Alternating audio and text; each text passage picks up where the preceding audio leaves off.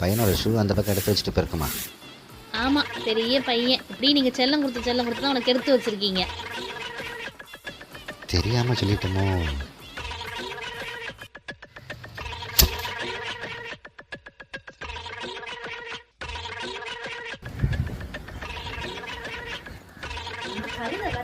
எல்லா துணியும் அவங்க